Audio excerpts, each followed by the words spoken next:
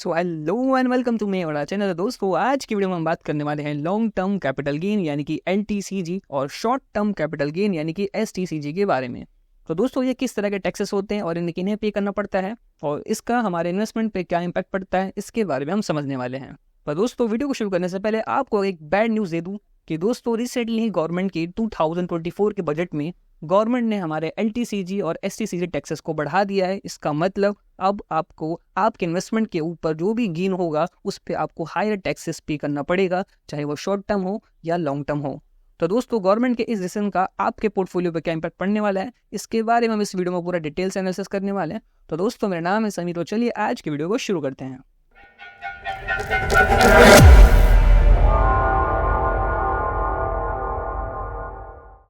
तो चलिए दोस्तों ज़रा क्विकली हम सबसे पहले समझते हैं कि STCG यानी कि शॉर्ट टर्म कैपिटल गेन का मतलब क्या होता है। तो जैसे इसका नाम ही दोस्तों बता रहा है कि शॉर्ट टर्म कैपिटल गेन मतलब कि आपको इन्वेस्टमेंट पर जो भी गेन हुआ है वो शॉर्ट टर्म में हुआ है, और शॉर्ट टर्म का मतलब ये है कि वो 1 साल से पहले।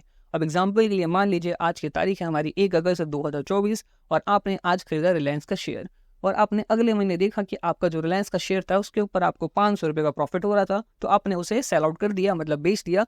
तो आपने ये जो सेल करा इसके ऊपर आपको 500 रुपये का जो प्रॉफिट हुआ, ये आपने गेन जो भी कमाया वो होल्डिंग पीरियड क्या थी आपकी रिलायंस को होल्ड करने की, तो वो सिर्फ 1 महीना था। मतलब आपने 1 साल से पहले ही अपने उसको सेल आउट कर दिया और आपको जो भी प्रॉफिट हुआ आपने रखा। तो ये जो प्रॉफिट आपका जो बना, इस प्रॉफिट के ऊपर आपको STCG यानी कि शॉर्ट टर्म कैपिटल गेन पे करना पड़ेगा। और वो कितना है अभी हम उसके बारे में डिटेल एनालिसिस करने वाले हैं। पर यहाँ पर आपको STCG का मतलब समझ में आ गया होगा कि जो भी आपको गेन हुआ है आपको 1 साल से अगर पहले हुआ है तो वो हमारा STCG कैटेगरी के अंदर आता है।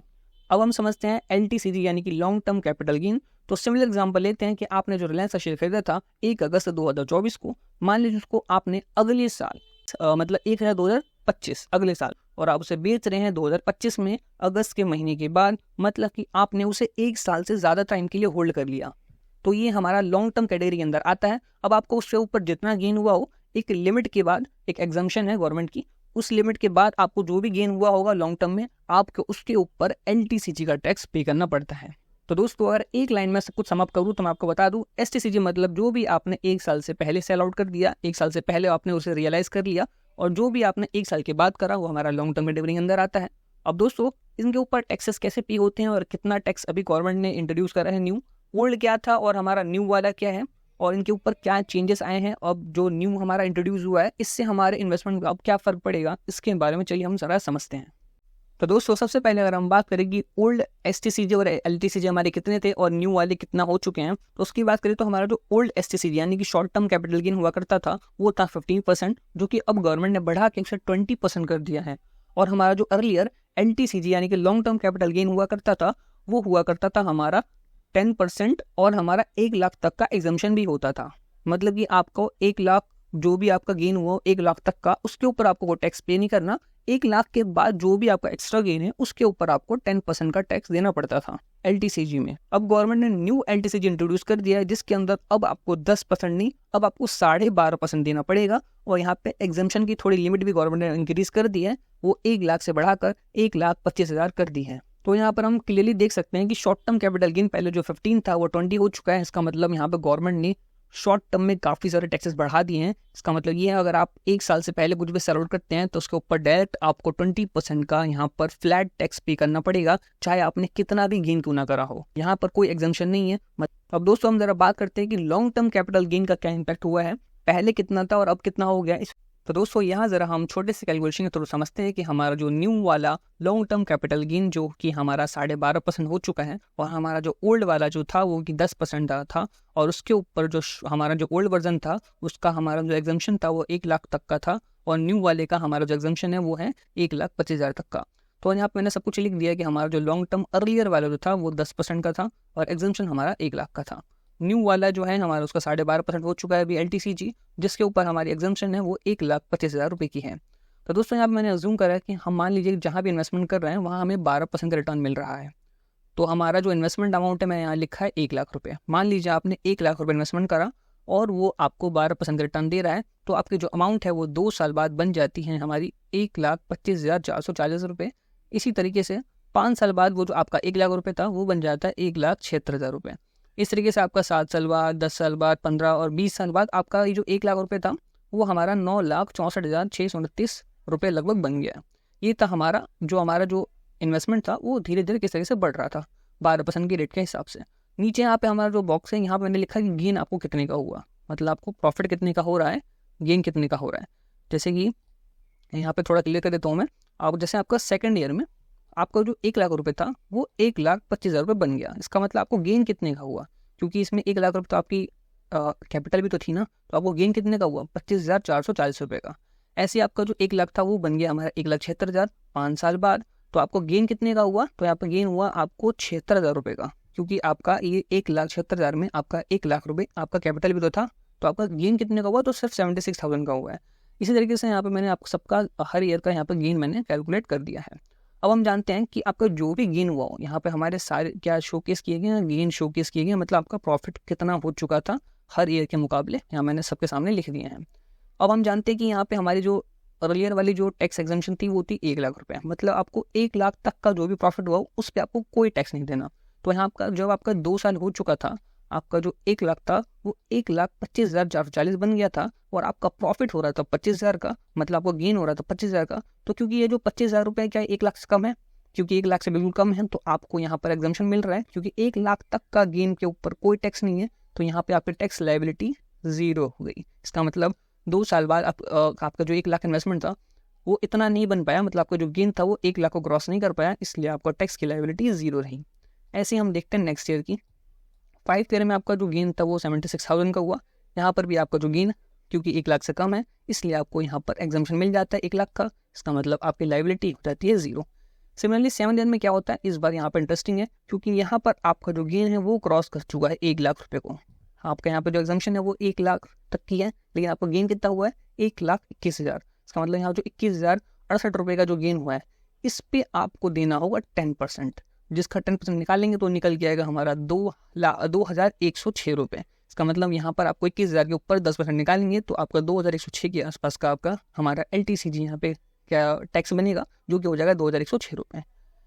ऐसे हम आगे बढ़ते हैं 10 ईयर में, 15 ईयर और 20 ईयर में। तो हमारे क्योंकि गेंस जैसे हमारा ओवरऑल हमारा जो पोर्टफोलियो उसका साइज बढ़ता जा रहा है, तो हमारे गेंस भी बढ़ते जा रहे हैं, और जैसे जैसे गेंस बढ़ता जा रहा है आपका 1 लाख का एग्जम्पशन ही बस है। 1 लाख के ऊपर जितना भी गेन होगा आपको उसको ऊपर टैक्स देना पड़ेगा 10%। तो यहाँ पर टैक्स जो निकल के आ रहा है वो 11,000 है, फिर यहाँ पर 34,000 हो जा रहा है, और यहाँ 76,000 हो जा रहा है। तो दोस्तों सबसे पहले तो आपको LTCG हर साल पे नहीं करना होता, और आप जब बेचेंगे तो आपको पे करना पड़ेगा। इसका मतलब ये है कि मान लीजिए किसी ने 1 लाख रुपये इन्वेस्टमेंट करा और वो 5 साल बाद जाके बेचना शुरू कर बेचने जाता है, उसका जो पोर्टफोलियो का अमाउंट है वो 1,76,000 बन चुका है, पर क्योंकि एग्जम्पशन 1 लाख की है तो उसको प्रॉफिट जो गेन हो रहा है वो 76,000 का हो रहा है। तो 5वें साल में अगर वो बेचता है अपने जो भी शेयर है उसको पोर्टफोलियो को, तो यहाँ पर उसको टैक्स पे करने की जरूरत नहीं है, क्योंकि यहाँ पर उसका जो लॉन्ग टर्म कैपिटल गेन का एग्जम्पशन क्यों मिल गया 1 लाख का, इसकी वजह से उसका कोई भी यहाँ पर प्रॉफिट नहीं हुआ, इसलिए उसको कोई टैक्स पे नहीं करना पड़ा। लेकिन उसके बाद वो कभी भी 7वें साल में या 10वें साल में 15वें या 20 कभी भी बेचता है तो उसका ये रिस्पेक्टिवली उसको टैक्स पे करना पड़ेगा। तो दोस्तों मैंने यही चेक करा कि ये जो हमारा 10% के हिसाब से जो LTCG बैठ रहा था ये 12.5% के हिसाब से, और हमारा जो एग्जम्पशन थोड़ी सी बढ़ा दी गई उसके हिसाब से हमारा जो टैक्स है वो किस तरह से चेंज हुआ है, वो टैक्स कितना हमारा इंक्रीज हुआ है या डिक्रीज हुआ है। तो दोस्तों जब मैंने वैल्यूज़ को चेंज करा, यहाँ पर मैंने वैल्यूज़ को पुट करा 12% के हमारे LTCG और 1.25 लाख के, यानी कि 1.25 लाख का 1,25,000 के एग्जम्पशन का मैंने केस यहाँ पे वैल्यूज़ को पुट करा, तो इससे हमारा ये निकल के आया कि हमारा जो 2 ईयर 5 ईयर और 7 ईयर यहाँ तक तो आपको कोई टैक्स पे नहीं करना पड़ा, क्योंकि आपके एग्जम्पशन जो लिमिट थी वो 1,25,000 थी।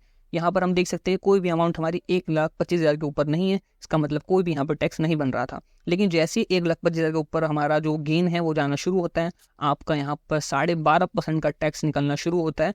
और यहाँ पर आप देख सकते हैं हमारे 10% वाले के केस के मुकाबले में हमारे यहाँ पर टैक्स ज़्यादा निकल के आ रहा है। यहाँ पर 10 वाले ईयर में तो यहाँ पर आपको कम दिखाई दे रहा है, लेकिन इसके बाद से 15 ईयर में ये टैक्स हमारा बढ़ता चला गया, 20 ईयर में और ज़्यादा बढ़ता चला गया, और उसको हम कैलकुलेट करते हैं तो हमारा 10 के मुकाबले हमारा 12.5% वाले केस में हमारा जो टैक्स है वो थोड़ा ज़्यादा निकल के आना शुरू हो जाता है। इसका मतलब ये है दोस्तों लॉन्ग टर्म में हम यहाँ पे, मुझे तो समझ नहीं आ रही गवर्नमेंट ने यहाँ पर टैक्स को इंक्रीज़ क्यों करा है 12.5% हमारा लॉन्ग टर्म कैपिटल गेन को, क्योंकि गवर्नमेंट तो खुद ही प्रमोट कर रही थी कि लॉन्ग टर्म के लिए लोग इन्वेस्टमेंट करें, और यहाँ लॉन्ग टर्म में हमें दिखाई दे रहा है कि हमारे टैक्स की वैल्यू इंक्रीज़ होती जा रही है। तो दोस्तों अगर हम टैक्स ज़्यादा पे करना पड़ रहा है तो फिर लोगों को जो करेज कैसे करेगा, गवर्नमेंट इनकरेज कैसे करेगा कि वो लॉन्ग टर्म के इन्वेस्टमेंट करे, क्योंकि शॉर्ट टर्म को इंक्रीज कर देना गवर्नमेंट का ये माइंडसेट डालना चाहती है लोगों के अंदर कि वो लोग लॉन्ग टर्म के लिए जाएं, पर लॉन्ग टर्म का भी टैक्स आपको बढ़ा दे रहे हैं अगर, तो इसका मतलब फिर आप क्या करना चाहते हो वो तो समझ नहीं आ रहा दोस्तों।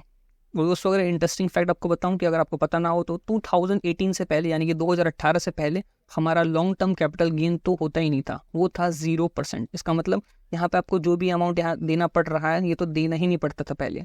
गवर्नमेंट धीरे धीरे करके पहले लॉन्ग टर्म कैपिटल गेन को हटा मतलब नहीं था पहले, फिर लाती है, उसके बाद से उसका इंटरेस्ट भी बढ़ा देती है, मतलब उसका रेट बढ़ा देती है इंटरेस्ट का, मतलब यहाँ पर टैक्स का रेट को। तो यहाँ पे गवर्नमेंट का क्या इंटेंशन है दोस्तों मुझे समझ नहीं आ रहा। पहले स्टार्टिंग में गवर्नमेंट काफ़ी प्रमोट कर रही थी कि लॉन्ग टर्म के लिए हमारे जो इन्वेस्टर इन्वेस्टमेंट करे, इसलिए उन्होंने शॉर्ट टर्म कैपिटल गेन को चलो इंक्रीज़ कर दिया, लॉन्ग टर्म को भी बढ़ाना दोस्तों ये तो मुझे भी समझ नहीं आ रहा। खैर हमने यहाँ तो समझा कि यहाँ पर हमारा जो लॉन्ग टर्म में मुझे तो यहाँ फ़ायदा नहीं दिखाई दे रहा हमारे इन्वेस्टर का, क्योंकि टैक्स की अमाउंट बढ़ गई है, तो ऑब्वियसली यहाँ पर टैक्स थोड़ा पीक ज़्यादा करना पड़ेगा। यहाँ पर एग्जाम्पशन जो बड़ा है उस एग्जाम्पशन का बस ये फ़ायदा हुआ कि स्टार्टिंग के ईयर में यहाँ पर आपको थोड़ा अमाउंट कम देखने को मिला, लेकिन बाद में आपको टैक्स ज़्यादा ही पे करना पड़ेगा। तो दोस्तों अल्टीमेटली फाइनल में वीडियो इंक्लूड करूँ तो इस स्टेप से हमारे पोर्टफोलियो पर एक नेगेटिव इम्पैक्ट पड़ता हुआ मुझे दिखाई दे रहा है, क्योंकि हम जब भी अपने पोर्टफोलियो को यानी कि हमारा जो प्रॉफिट को रियलाइज़ करेंगे हमें लॉन्ग टर्म में उससे हमें थोड़ा सा हायर टैक्स पे करना पड़ेगा अर्लियर के मुकाबले। तो उम्मीद है दोस्तों आपको इस वीडियो से काफ़ी कुछ सीखने को मिला होगा। अगर आपको कोई भी डाउट्स वगैरह हैं तो आप कमेंट बॉक्स में लिख सकते हैं। और दोस्तों अगर आप जानना चाहते हैं कि इस मुसीबत से हम टैकल कैसे कर सकते हैं, एक काफ़ी अच्छा हमारा एक तरीका होता है जिसे कहते हैं हम लोग टैक्स हार्वेस्टिंग, उस टेक्निक का यूज़ करके हम लोग इस प्रॉब्लम का सॉल्यूशन निकाल सकते हैं। तो दोस्तों वो क्या है, अगर आप उसके बारे में जानना चाहते हैं तो कमेंट बॉक्स में लिखिएगा। तो दोस्तों इस वीडियो में इतना ही, मिलते हैं नेक्स्ट वीडियो में। जय हिंद।